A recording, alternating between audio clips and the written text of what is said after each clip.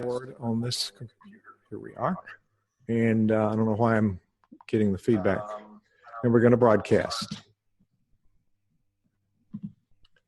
Welcome to the Nonprofit Chat. This is Tuesday, March 7th. It's the part of the series we call the Nonprofit Exchange. We're exchanging ideas with one another, and we're learning the best principles from business leaders. My guest tonight is Joshua Adams. Joshua is in Florida, and if you're in some cold climate right now, he's not sad for you. You're in Melbourne, actually. Melbourne? I am. Yep.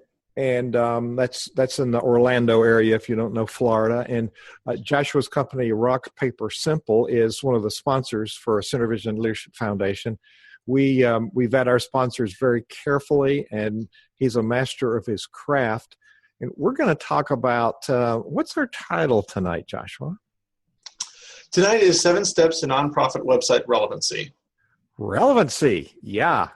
We put up a lot of pretty sites, and they don't do much. So you're talking about marketing through our web presence tonight. Now, I don't want to do a whole lot of fancy introduction of you. I'd like you to tell people, why are you qualified to talk about this topic? Sure. No, absolutely. That makes a lot of sense. I've been in the web design field for 15 years. I know I don't look like I could be, but I have been. I've been doing it professionally since I was actually 14. I was a freelancer for about 4 years there before I started my first agency and really launched into the world there. So 15 years in the space there, 7 years in branding and marketing. So I became a partner of a marketing agency back about 7 years ago, which launched me into the branding and marketing world. Blew my mind open as far as understanding how a website was a marketing tool. It wasn't just a pretty brochure on the web. That's when I, as Hugh likes to call it, I went from being a propeller head, as he likes to say, to being a marketer and understanding that, oh, wow, there's a purpose behind this website. I spent 3 years as a youth pastor in between there. So I have a deep understanding of ministry and what it means to be involved in a nonprofit space. I've also served on and worked with a lot of nonprofit boards, the Ad Federation, the Founders Forum, worked with nonprofits like, I've wrote them down here so I don't forget which ones. Big Brother, Big Sisters of America, Humane Society, Christian Care Ministry. Christian Care Ministry is a client of ours, actually, national nonprofit. We worked with everything from charities, chambers, chambers of commerce, even orchestras, churches, ministries, the whole range. Did you know I worked with orchestras? No, well, you mentioned that. I had forgotten that, but yeah. I know that you're not a propeller head. I'd forgotten to use that term so loosely. And I know because you have satisfied customers. We present at conferences together, and Shannon Grunich has this Business Acceleration Summit. Russell's been there. Yep. Russell is a guest tonight. He's a permanent guest. He's been a great supporter, and he's a wayfinder with Center Vision Leadership Foundation that understands all of our methodologies and is quite learned and experienced in the nonprofit field. Let's go ahead and is there any more you want to say about yourself? I understand ministry, and because I spent 40 years inside ministry work, as you know, as director of worship and fine arts and director of music. And when you mention marketing to somebody in ministry, they go, that's sales. We don't do sales. Well, you do evangelism, don't you? and we're almost anti-business and charities. It's really essential that we understand how marketing connects us with the world. And it's right. The difference of marketing and selling.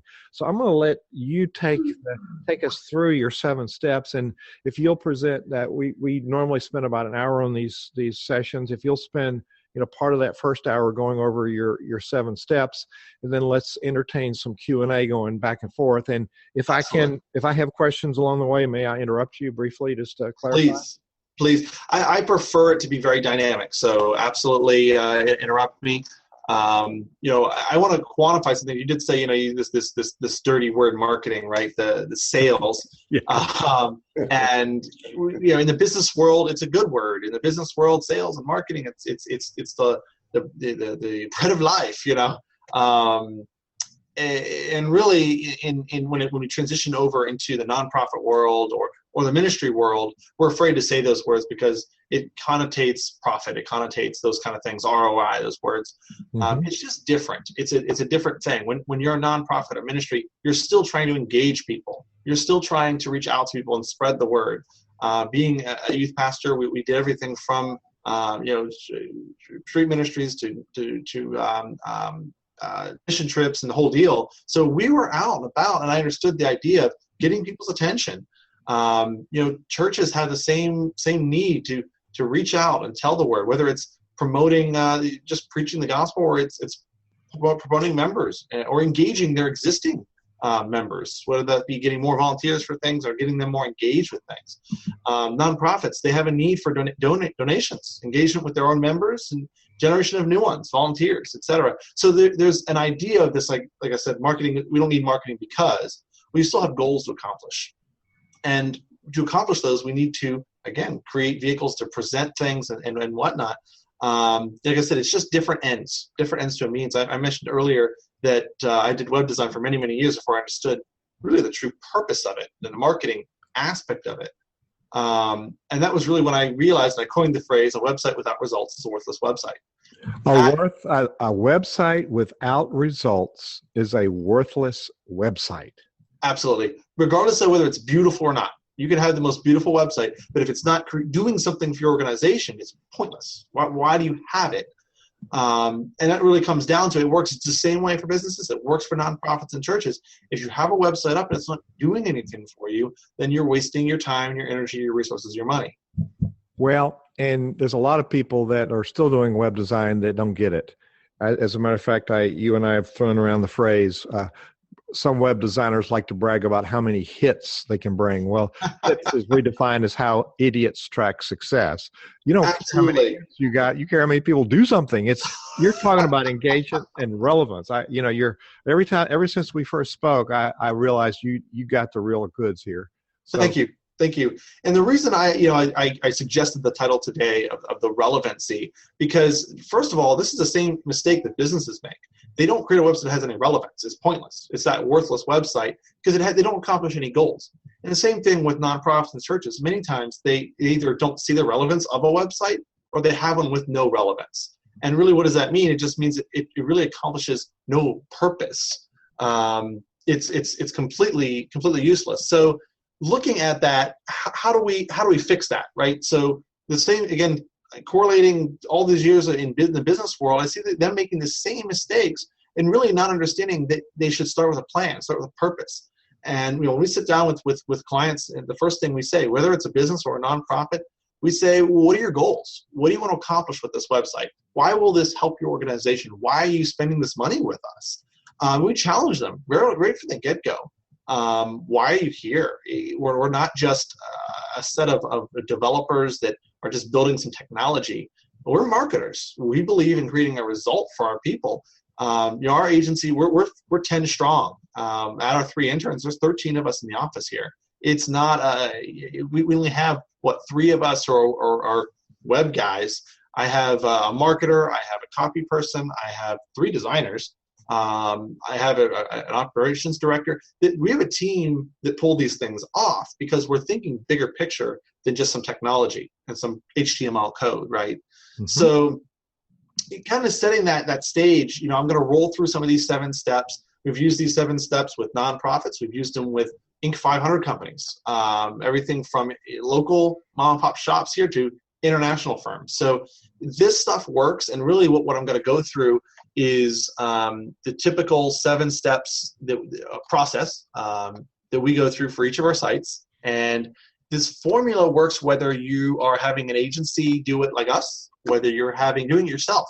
They absolutely apply. Now, I'm going to read it in such a way that this is how we do it, but I'm going to spin it and say, well, how would this apply to your organization? I'm going to spin it. How does it apply specifically to nonprofits, et cetera? And Hugh, please jump in at any point. If you say, oh, yeah, I can see how this could apply, et cetera, certainly jump in. Step 1, our number 1 step, and we joke, we say we shut up and listen. to our clients. We shut up and listen to them. And I again joke that it's kind of a lie, because first we ask a whole bunch of questions, then we shut up and listen.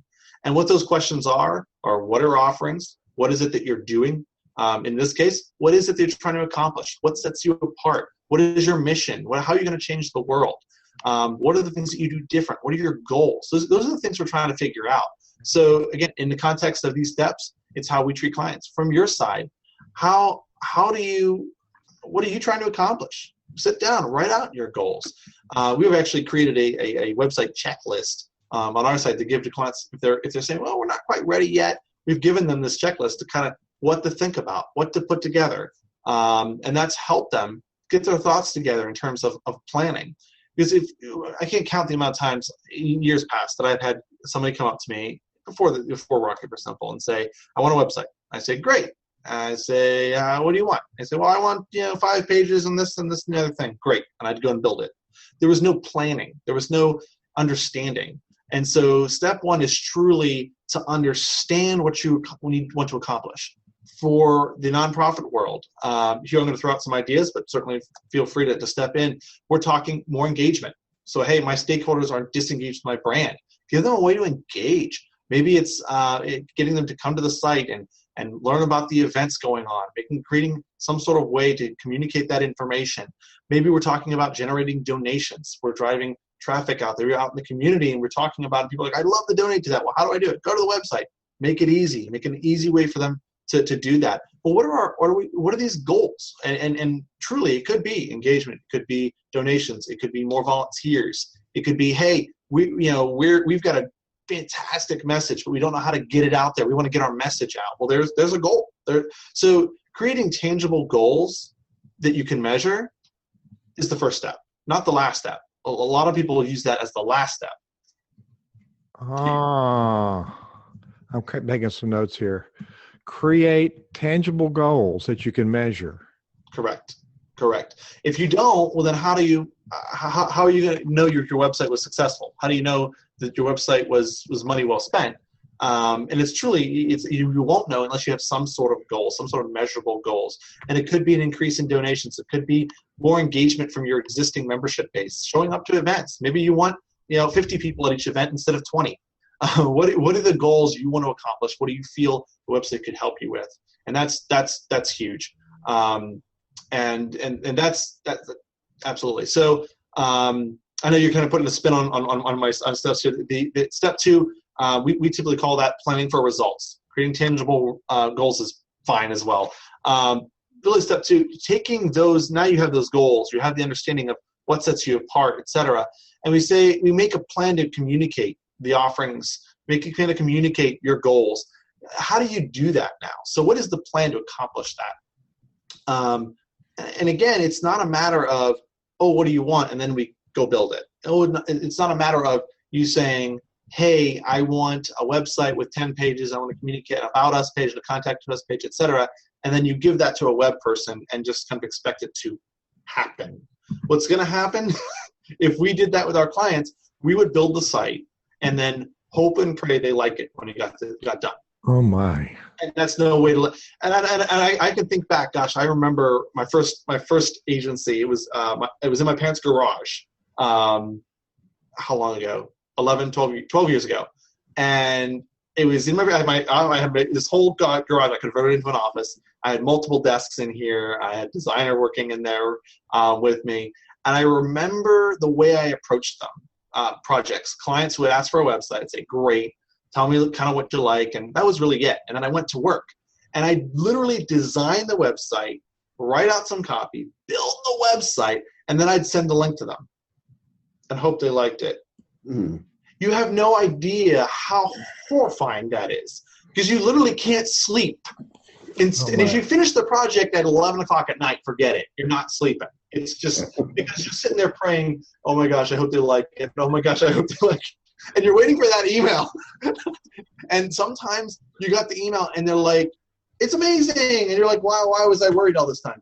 And sometimes you got the email that was like, it sucks. What's wrong with you? I hate everything about this. And you just sit there crushed because you just spent 3 days building this stupid website that was good 3 hours ago. All right, I want to go back to this is a repeatable offense. And this is going to be on the podcast, and it'll be timeless. We don't talk about dates because somebody could be listening to this a year from now. Yeah. What I want to point out is you are giving us really good interview questions when we're hiring a webmaster. Yes. And a marketing person. So your transparency, number one, is a good leadership skill, but you're opening up.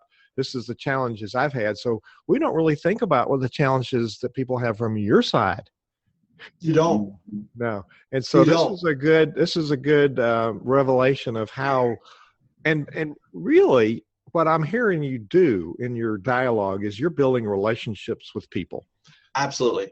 And that's what underneath communication I teach, that it's relationship. Leadership is relationship, and people don't hire you until they trust that you're going to deliver something of value. And, right. And what I've heard from people who've used you is that they get more engagement because they've used you, and it offsets whatever cost that it took to set it up, and far better than them trying to do it themselves. Oh, yeah. Oh, I actually just had a client email us earlier this week. They've actually made 100% returns. They made their money back within 2 months, and another 4 months in, they've doubled their money back since they've launched the site 4 months ago. That's encouraging. That's so encouraging. Well, very encouraging. And I'd like to point out that people are listening on the podcast and not viewing it, that you're not in a garage. You have a very handsome office. That's correct. You have a whole, I've met some of your staff. They're very capable. So you're a real guy in real business. So sorry for interrupting you, but you've done, you're creating tangible goals. That's really consistent with, what I teach is and Russell teaches. How do we create this framework for our business, this strategy? Yep. So we're speaking the same language here. So let me stop interrupting you. This is no worries. I appreciate it. But I bring that up to say that that's the wrong way to do it. And I did it wrong over and over and over. And talk about stress and really not a disservice to my clients. And that was even before I figured out the marketing thing, right? Understanding it had a marketing component. But what happens now is an intensive amount of planning before you get to work. You wouldn't go build a house without drawing out plans. Mm-hmm. You just wouldn't do it. Now, if you're me, you wouldn't build a house anyways. Like, it's not something you even try. I have a brother who's fantastic. He could probably do it. Forget it. Don't put a hammer in my hand. Not good. But my point being, you don't go out and try to build something without that plan. You don't go to build a business or form an organization without a plan of some sort, without some sort of idea of what you're going to do. Same thing with a website. You have to have a plan in place. Our first 2 steps are all about planning. Number 1, shut up and listen. Collect all that information. Know what you're about. Number 2, plan for the results. Create that plan that's going to accomplish those goals. How are you going to communicate the things you need to communicate? Accomplish the things you're going to accomplish. Absolutely. So how do we accomplish that? So, I know I'm beating that to death, but it's so important. We have our initial discovery session. Well, actually, it starts with that free consultation where we talk to the client and make sure we're a good fit. If it's a good fit, then we have when we move forward, we have our planning session. The planning session is precursed by a questionnaire. They answer some marketing questions and some questions about their business. Then we flow into the planning session where we build out a whole plan, where we're talking about their goals and what to accomplish. We sketch the site map. We sketch the site layout. There's a big planning process that happens here. Wow. And you've got myself involved. You've got our director of operations involved, our designer involved, our copywriters involved with that, to be copywriting for it. So that's what the planning process looks like. This is not a let's fire from the hip and hope it works. We're planning for results here.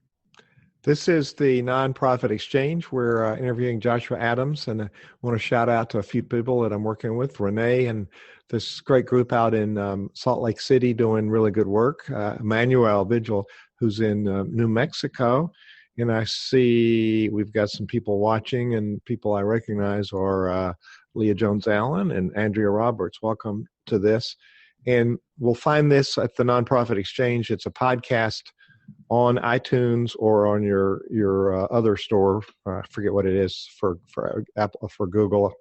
Google apps that do podcasts. So this lives on. Joshua, this is really good. And Russell put in here, the plan is the heart of the structure. Absolutely. So people on here that know me know that you and I are, this is why I wanted to have you. It's such a synchronous process where we start building our strategy, and then we bring in a web person. They know what to do. All right.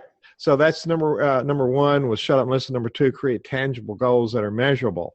This is helpful. Absolutely. So, and create a plan out of that, right? So number three, was when we start actually doing some things with the site. As we're building it, as we're planning it, we direct traffic to the most important pages. So understanding that you might have a website with 20 pages, but not every page is as important as the other. You're typically going to have 1, 2, 3 pages that are really your key ones. What are you trying to accomplish? And really, we're going to go back to our goals to figure that out. If we want donations, well, then our donations page is going to be one of those key pages. If we want to get our story out there and get buy-in, maybe we have got a fantastic video that tugs on the heart. We've got some great messaging that talks about the numbers and the ratios about what we're impacting and how we're changing the world. Well, there you go. That's an important page. Maybe we're trying to get volunteers and get them to sign up. Maybe it's getting more engagement at events. Well, now your events page is a core important page. So determining which are the most important pages and then directing traffic to those is absolutely key. Because if you land on a website and it has no direction, it doesn't drive you deeper into the site, you're just going to wander. You're going to end up on this page and that page, and you might lose interest. And this is going to be important. Don't ever leave the navigation up to the user. If you can take control of the path the user takes on the website, you're going to have more results from that website. Now, it doesn't mean that they don't have a navigation at the top. It doesn't mean they don't have a navigation at the bottom where they can take control of their traffic. My point is, make it much easier to get to the pages that matter most. Does that make sense? It makes a lot of sense. Don't leave the navigation up to the user. Right. And actually, they go on and they'll be out of there if they're confused. That's absolutely true. In fact, we talk about the fact that you have to have the clear call to action, clear navigation, or they're out of there. You ever land on a website and you go, well, what do I click next? And next thing you know, you just hit the back button because it wasn't obvious where to go next. There's a large organization here, I'm not going to name, who paid $100,000 for a website. $100,000 for a website to another unnamed company. And this is a huge organization that everybody would know if I said it. And I went, oh, really? Wow, they bought a $100,000 website from a big company out of the area. Awesome. I'm going to go see what a $100,000 website buys you. Just so you know, I don't charge $100,000. No. So I pull up the homepage of this site, and I go, okay, that's kind of pretty, but it's just one page. Well, that's weird. So I'm looking around going, well, where do I get to other stuff? Where are other things? And I couldn't figure it out. I'm a web guy. And I'm like going, there's nothing else on this website but the homepage. What is going on? Well, it turns out there's an upper corner spot. There was this like sideways menu with a little arrow, right? And if you clicked it, this menu slid out across the page. And there were all the pages. But until you did that, you couldn't find any of the pages. I just sat there and I laughed. You do realize that nobody's going to figure that out. Oh, my word. And so having a clear navigation, and I bet you any money that you look at the analytics reports on that site, and there's a whole lot of bouncing. Land on the page and bounce. Land on the page and leave. I would bet you. It's determining what those most important pages are and finding a way to easily direct traffic to them. Call to actions means you got some buttons on there saying, hey, learn more about donations. Go check out our events. Go sign up for we're looking for volunteers. What's that call to action? In business, I say drive them to the page that makes you money. In a nonprofit environment, drive them to the page that accomplishes the goal that you need to accomplish. Maybe that's donations, volunteers, engagement, whatever it is. Drive that. One more note on the important pages is, and it's going to kind of segue into number 4, which is we use effective copy, using effective content, right? Effective copy, images, etc. And the reason that I'm going to segue there is because one of the most important pages is going to be your big why, how you impact it.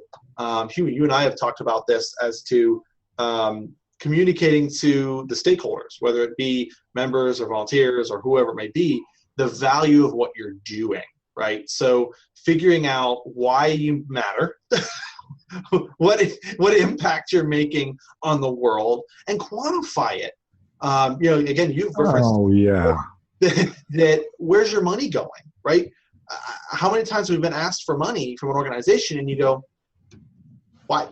Where's it going? What impact is it making? If I donate, if I volunteer, am I making a difference? I get asked all the time to join boards and to volunteer for this, to donate a website to this, to do this.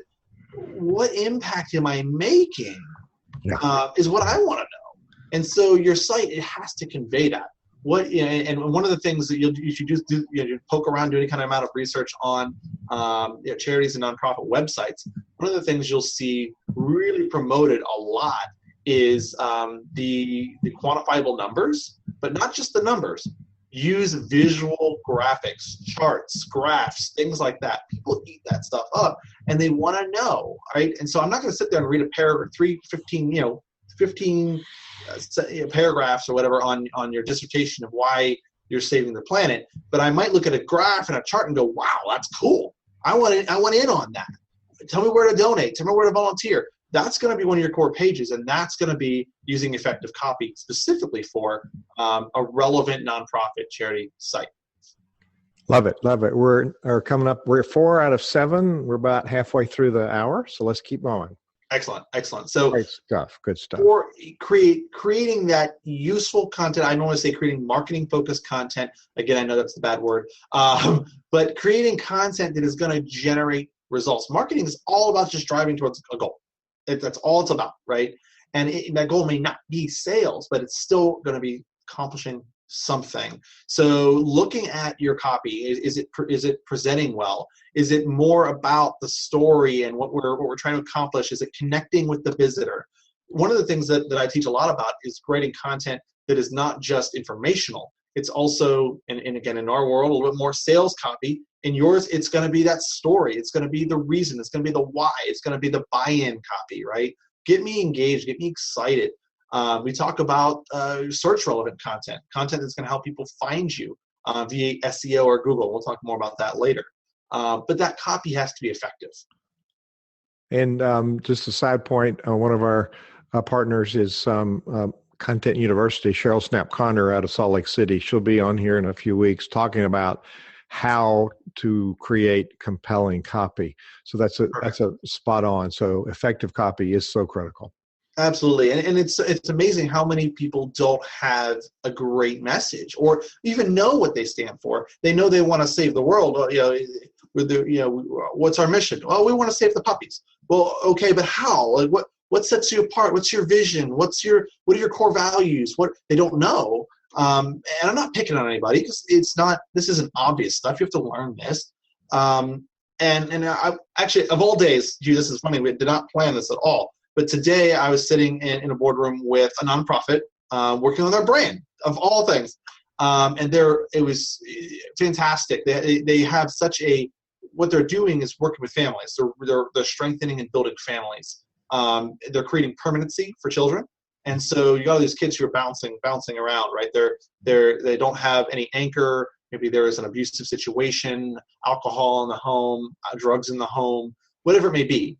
And this nonprofit, their job is to come in and work with all the stakeholders, whether it be the parents and family, extended family, a court, whatever it may be, a psychologist, whoever the stakeholders are, and they try to create. Their goal is to create permanency for this child, right? And they want to get away from all the stuff where they are creating temporary solutions or they're putting them back in the home into the problem. So their goal is to create permanency for everybody in the family. And so we sat and worked through this and started to realize what their grand vision was and to materialize what their core values were, et cetera. And it was so funny because they began to discover who they were in a deeper level than besides just helping kids, right? And so we worked through those core things of who they were as a brand with the board there. The legal was sitting across from me, which was a lot of fun because I kept picking on her. And I'll say, and this one will be great because I'm not repeating any of those jokes. Good. We are on the Nonprofit Exchange. This is where we build install business principles into the charities we run. And live, it's the Nonprofit Chat. If you're on Twitter, look at the hashtag Nonprofit Chat anytime, presently or in the future. Look at hashtag Nonprofit Chat. There's a series of questions out there and some dialogue going on, and we'll get to those questions a little bit. Let's get to those other 3 points, and then we'll entertain those questions live and then see if people have any comments. There's Jim Digert from Florida has joined us, and I put him on the panel, but he's bashful. He's blocked his picture. But Jim's a thought leader that we work with in Florida when we're there, and a friend and colleague, so he's joined us. So go ahead. Let's. Were you finished with 4? Let's move to 5. Yeah, I was just wrapping up. The reason I brought that up was with them, we've determined who they are and what they stand for, and now writing the copy, effective copy, is so much easier because now we know who they are. We know what they believe in. We know. So they're asking us, well, what are the next steps? We're finishing their brand, their logo, and the whole deal, and talking about website and stuff. And now we start writing copy for the website. It's going to be so much easier because we know who they are as a brand. Spot on. So know thyself, right? And so stepping into it, making sure that copy isn't just boring. You got to engage people. Tell the story. We did a marketing video for a Alzheimer's nonprofit foundation. And the video was a story. It was the story of one of the individuals who was going through it, and it was the story told by his wife, who was going through this, and how the foundation had totally changed their lives, given her life back in a lot of ways as well, but also given him meaning and purpose and happiness and joy. And we went through this video, and I tell you, I cried watching it made you, it touched you, and that video was on there, and that's relevant copy, right? That's relevant content. It was video, but it was relevant content to them. So anyway, I'll move on beyond that. I know I'm beating it to death, but it's important to create content that has a relevance to your. It's not just writing. It's just not just Correct. Words. Yeah. Correct. Right. I have meaning. Tug on my heartstrings, right?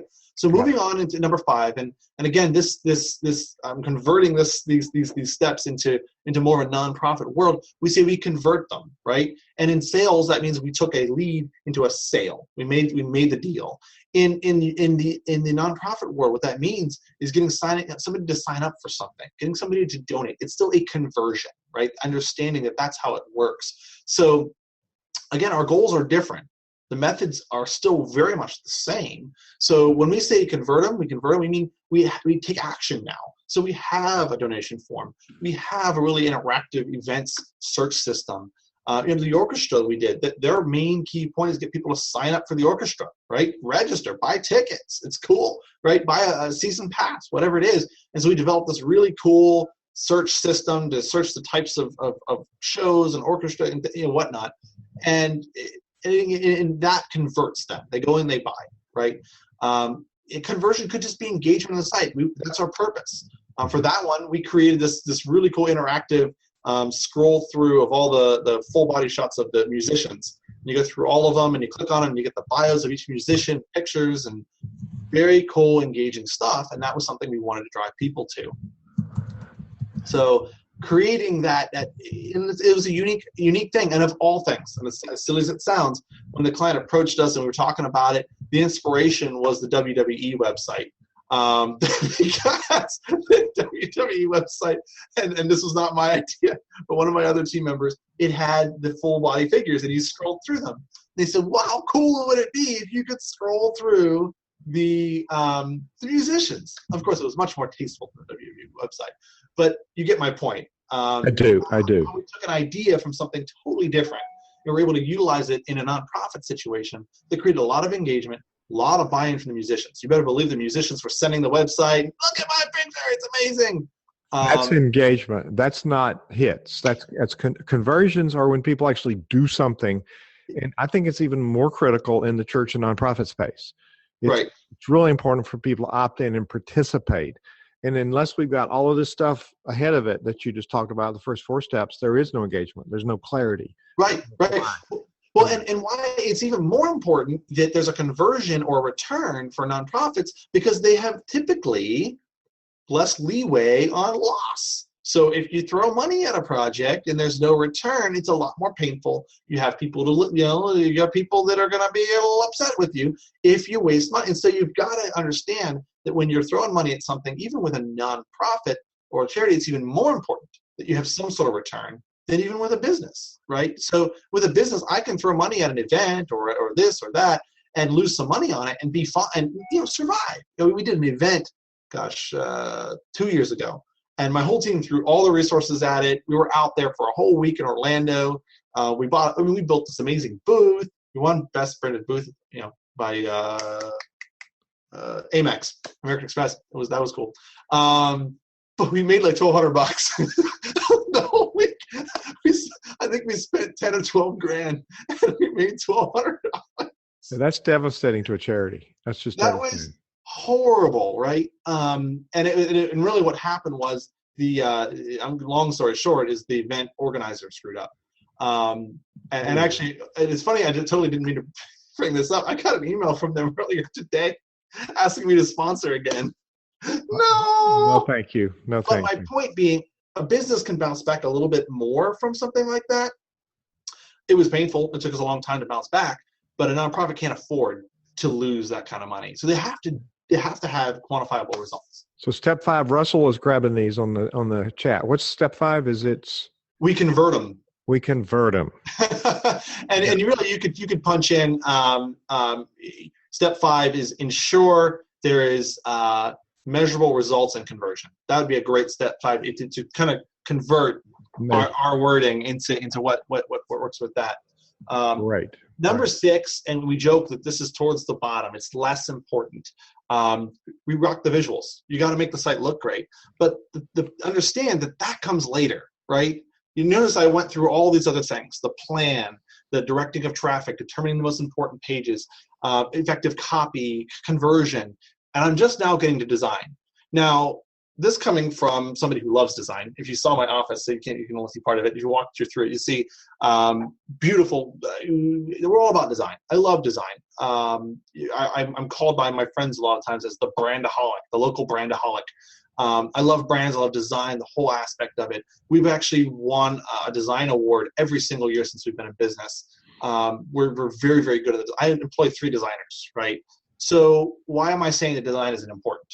I'm not saying it's not important. I'm saying that it is important, but without the other components, it doesn't matter, right? It's like, let me ask you this. Is the engine important to your car? Oh, yeah. But you got to have wheels. You got to drive it. You got to know where you're going. Is your gas tank important? Are your brakes important? I'm going to go down the list, and you're going to say, yes, yes, yes. I'm going to say, great. Well, can I do it without one of those? No. You need all the components. You need gas to go there. Yeah. I absolutely. Number 6 is the images have to rock, but rocking alone isn't going to work if you don't have all the other pieces in place. Got it. Correct. So why the visuals are important: credibility. I'm about to give money. I got to feel like I trust this brand, right? The visuals are important because I'm about to commit to this organization. And so I need to feel like, wow, I can trust them. So that's why the visuals are important. But like I said, they come after the other stuff. Well, they can kill everything if they're not good. It'll ruin your credibility. Exactly. And it comes to a credibility piece and a trust piece. That's why the branding, that's why we're spending time and energy on this brand for this nonprofit we're working with. And if people want to know about your design, they can go to rockpapersimple.com. I forgot to say that. I'll put it in the document as we complete it. rockpapersimple.com. If you put /Hugh, H-U-G-H, then you can get a free consultation with Joshua or his team. And he's got a special offer for Friends of Hugh there. Yep. So, like I said, just to clear everything, Rock Paper Simple is a sponsor of Center Vision Leadership Foundation. And because they're a sponsor, we've measured their effectiveness. Otherwise, we wouldn't let them talk to the people that are in our tribe. And you're demonstrating competency here, but if people go to your site, they can see what you're talking about. And It's not like the shoemaker's kid doesn't have any shoes. You got shoes. Yes. As a matter of fact, your whole attire matches your brand with your orange ties and whatnot. Yes. I'm not wearing an orange tie today, you'll notice. It's after 5 here. I'm sorry, you're not getting the tie. Got it. I've been wearing it all week. Don't worry about it. So design is the sixth one. That can make or break you. It's not the top priority, but it is certainly can do its work if you've done the other one. So correct. Build confidence in your visitors. That's why design is important. It's not pretty for the sake of pretty, right?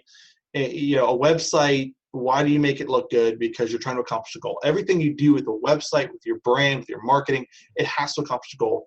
Ask yourself why. If I were to give you advice in marketing, and this applies to businesses as well as it does nonprofits, but ask yourself why every time you go to spend money. I don't think it's any different. We need to employ business principles in the church and charity we run. I agree. It's imperative. We got to have profit to do the work we're doing. We don't get to distribute it to stockholders. We got rigid rules on that. So I could interrupt you so you can go to 7, and then we can entertain some questions if we have any, but I want to go to the questions that I posted on Twitter and address those as well. So let me quit interrupting there. No, it's fine. 7 is really easy. 7 is start the marketing cycle. So you've built the site, right? You've got a website. You need to have some sort of cycle to drive traffic to it. You need to get people going to it now. You've got a funnel. You've got good copy. You've got a great looking website. You've got conversion points. But if nobody goes to it, it was worthless. So you've got to create a marketing cycle at this point. Set up the analytics, measure your visits, make sure it's going up and going down. You can set up tracking, especially if you're spending any kind of money on actual advertising. Go and sign up for a call tracking software. CallRail is $30 a month. Seriously. Any good agency will include it with their marketing. And so when we do a campaign, we include call tracking. We set up phone numbers for them and we track everything so we can prove how it's going. If you're doing it yourself, go and sign up for CallRail, $30 a month. I don't get a dime of that. But track your numbers. See what's working. You're going to do a mailing. You're going to do door-to-door, whatever. Track it with a phone number. Know how many leads you're getting. What's it called? CallRail. CALL. RAIL. Did I spell it right? Is it callrail.com? Callrail.com. Super easy. And it tracks your results? Yeah, so what it does is it allows you to generate up to 10, callrail.com. Allows you to track up to 10 phone numbers with that first tier package. So you can go in and generate 10 different phone numbers and then take those phone numbers and either put them to print them on your printing material, or you can actually embed it on or add a bit of code to your website. They have a WordPress plugin even that will automatically swap out your phone number anywhere on the website based upon how the visitor visited your website. So I have it set up for one of our clients where I know if actually they're a nonprofit deals with senior living, lifestyle, etc. And I have it set up so that the website on the phone number on the website changes based upon if the visitor came from a pay-per-click from Google. If it's a search from Google, it knows that. If it's a direct visit, it knows that. If it's a visit from their mailer, it changes the phone number, it knows that, and so on and so forth. So I can at any time go in and I know how many leads they're getting. I know it's working, right? So little tip, people think it's expensive and crazy to do. CallRail is $30 a month. It is awesome. Can I pose some of the questions that we put out there on the nonprofit chat on Twitter? Yeah, for sure. Is it possible? How is it possible to engage members on an online website? You dealt with that some, but really, I hear complaints that people aren't engaged. And there's this big gap between meetings, or when we show up on Sunday, we show up at board meetings, we show up at committee meetings. And I'm thinking, so how do we engage people virtually? Right. Well, there's any number of ways, and it depends on what stakeholder we're talking about. So, I mean, if this is a member of a church, well, there's so many ways of doing that. Make sure you've got events up on the site. Maybe you are having people sign up for different outreaches or different things of that nature. Make sure you're being very clear about your service times and beliefs and things like that. That's going to help a church, right? Those are the kind of things you need to get engagement. Maybe we're talking about a nonprofit board. Well, there's actually options to plug into websites and a board login. So you log in and you interact, and there's a message board and there's file repository and meeting notes, and well, now you're getting engaged, right? I sit on a few boards, and I'm that guy that joins a board and a week in goes, okay, I know I'm the new guy. And I know I'm also probably the youngest guy here by 20 years. However, I do everything on purpose, and I'd like to ask a couple questions. Number one, why are we here?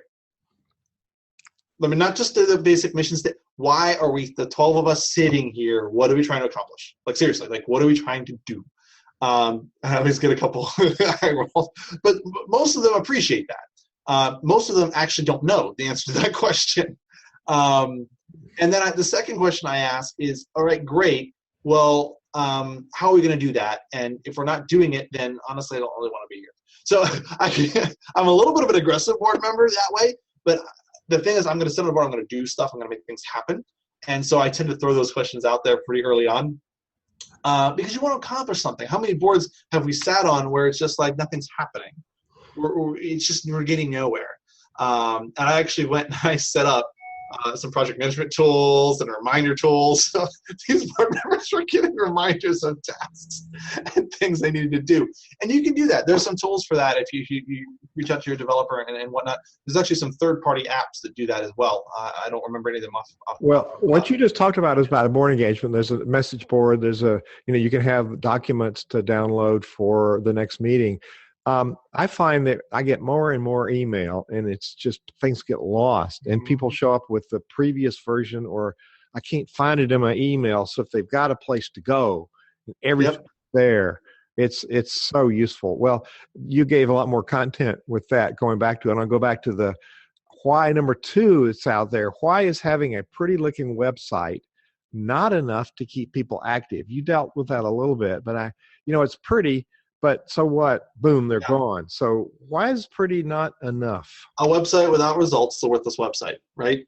We started with that. And it really comes down to it. If it's a pretty website that has no conversion, then what's the point? So if I go to a website and it looks great and even sounds great, but there's no way for me to, let's say there's, their whole mission is to, raise money to save, puppies. So if they talk about the puppies and they show charts about how many puppies they can save, and look, every dollar you spend, I can save 10 puppies in this whole thing, right? And I'm being a little silly with it, but that's, and I'm excited and I want to help and I want to donate, but there's no button for donating and there's no phone number and no address. Well, it was a waste of time, right? So I can't do anything. So a lot of websites are like that. Yes, frustrating. Preach it. I can feel your passion, bro. I mean, it's so logical. Give me there's no comment section. They post stuff. There's nowhere to have feedback. So, no donation button, no download button, no whatever it is that they're trying to. I can't count the amount of times that I see big businesses and nonprofits put a website out there that does nothing for them because there's no way to engage. There's no way to convert. I always joke, and I do these speaking engagements, the 7 steps. And when I'm making this point, I'll say it would be like this, and I'd walk up to one of the members of the audience, and I'll say, "Hey, let's imagine that you really want a website, okay? And I tell you all about this website, and you're really excited, and you want to buy it." And I say, "Great," and I normally shake their hand, and then I turn around and I walk out the door. Like straight up, I just walk out the door. I'll be right in the middle of speaking. The lapel mic will be freaking out. I walk out the door, and of course, I wait for everybody to laugh, and then I come back and I go, "What happened? What did I do wrong? Why didn't I get the sale?" Well, of course, they all laugh at me and go, "Well, because you left. You didn't actually get the deal." So that's exactly what most of your websites are doing. You're excited. You got your information. It might even look pretty, but you have no conversion point or no purpose. When I say I look pretty, people laugh. So don't work for me. See? All right. We haven't dealt with this at all. It's the topic of SEO. So why is it important if people know where to find us? Right. Yeah. That's a monster question. So I will get it as short as I can. Yeah, we've only got 10 minutes left. Yeah. So the SEO side of things, your search engine optimization, as simple as I can put it, is how do you rank on Google? When people go to Google and they look for something, what do they find? Right? They go in and search for web design, web design, mobile photo. They find us, right? Great. So that's SEO, wanting to be found when people are searching. Now, SEO applies to different things in different ways.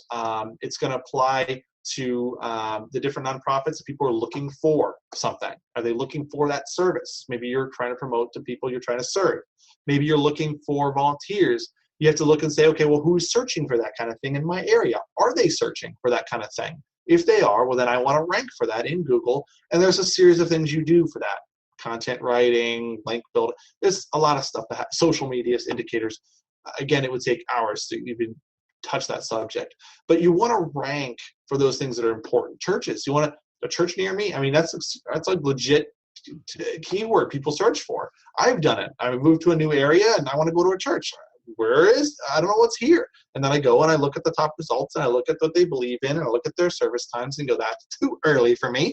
I'll go to this one. Well, and was that wrong to say? I'm going to go skip right over that. I look at websites that are designed by so-called professionals, and there's little things like just one thing, like the image. It's got gobbledygook as the file name and the name of the image.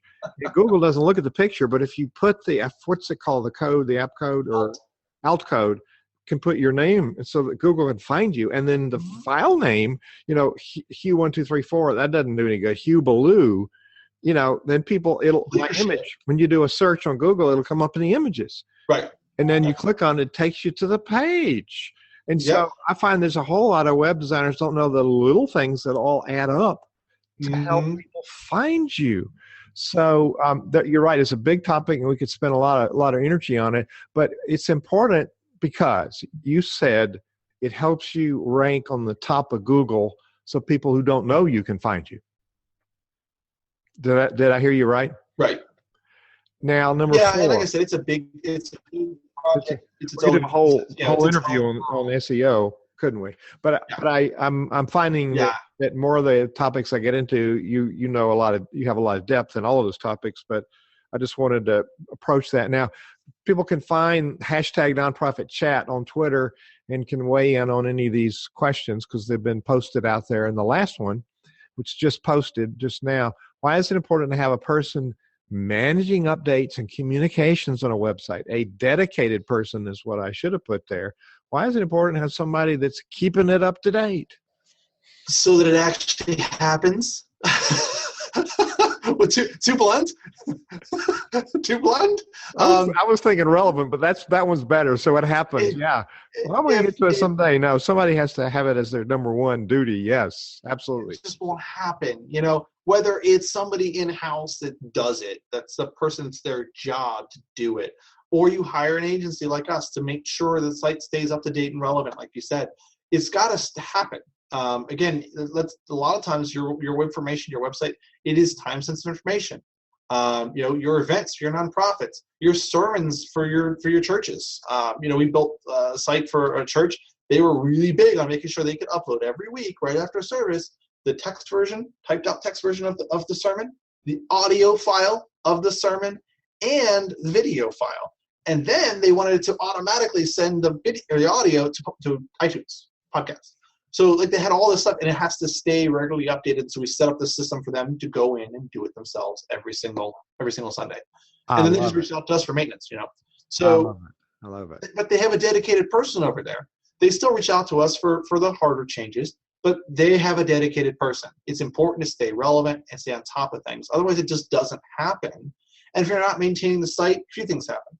It loses relevance. Somebody goes and looks at, look, they have a blog. Oh, look, they posted 3 years ago. They're probably not around anymore.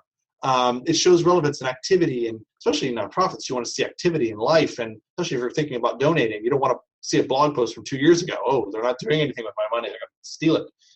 You want to show them life. And also, if a website goes long enough without updates, it can get dangerous in forms of hacking and things of that nature. So there's not an updates happening. Oh, with your software, yeah.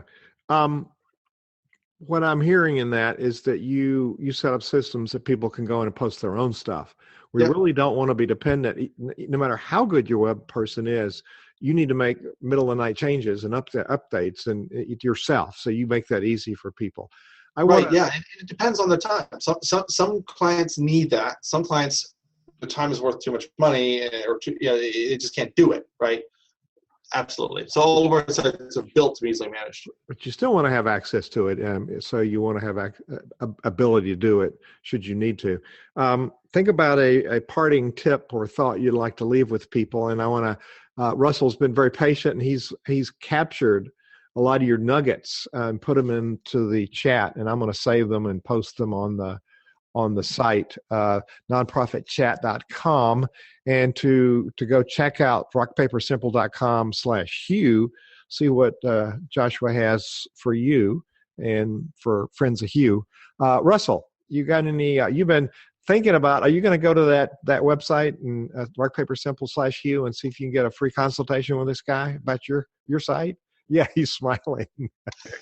Yes, I'm gonna do that. And but yeah, the other thing that I've learned over time is to try to be a good customer, because if you go in there and you have no idea what you want, your website's just not going to turn out the best way. And so it's a communication process, a whole lot of planning. I love to make use of mind maps, as you know. So that's what I did with my web developer. And nice. The biggest problem I have is that I can't make changes easily. So I'm too dependent on them. And so to my way of thinking, I need those 3 o'clock in the morning changes. But yep. The other thing, with the website is really that question that's like planning for a speech or any other thing that you present. What is it you want people to know, feel, and do with the information you give them? Right.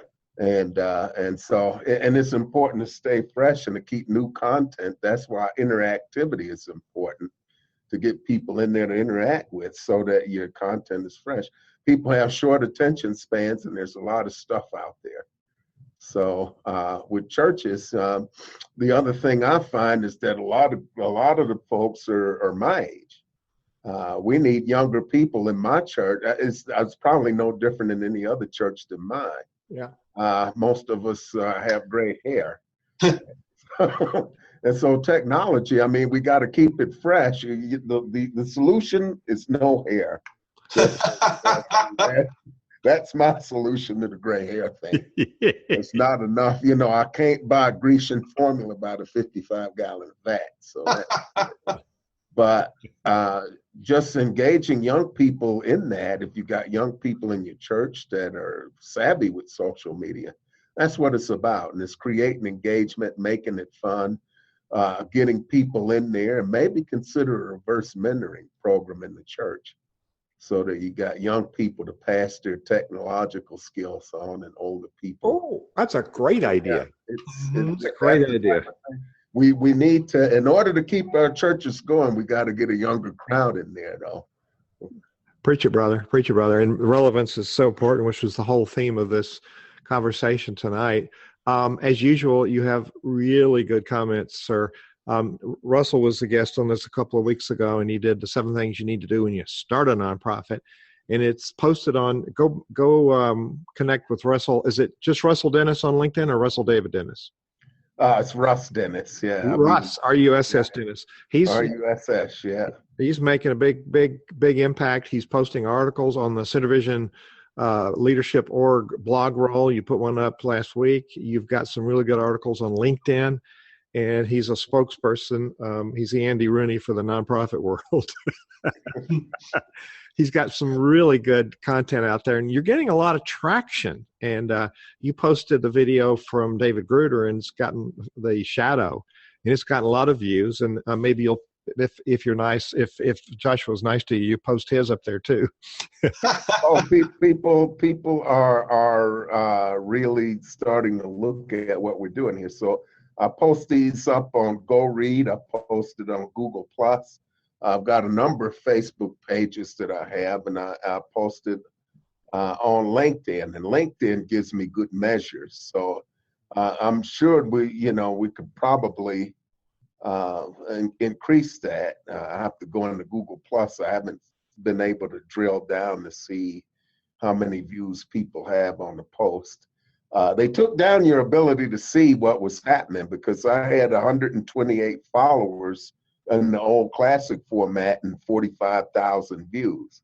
So people were looking at the content. I just couldn't tell where they were looking at it. And so Mark Cuban talked about that, having a lot of buzz, and he says, I don't care how many interviews you're getting, are you making money? It doesn't matter. PR is there. Bottom line. Well, the sales. Russ has become quite the person of influence in the nonprofit space. So we've got to pivot that to monetization. And that's probably what I took away from Joshua's relevance piece. We've really got to put business principles in our religious and community organizations, because we need to bring in the revenue so we can do the work that we're called to do. So Russell, thank you for all of that. That's just your gem. Thank you. Joshua, take us out. What's a parting comment you'd like to leave people with? Be purposeful. It's as simple as that. What's your purpose? What's the reason? Why are you doing it? Same thing I say when I sit on those boards. What's the point? When you build a website, what's the point? It's good. I would term that as being assertive.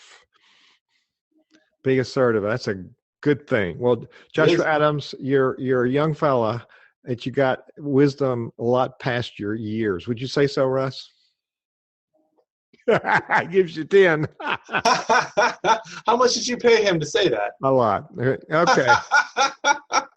So we're ending this nonprofit exchange. It's been a great exchange of information. And if you're live on Twitter, go do the hashtag nonprofit chat and let us have your comments.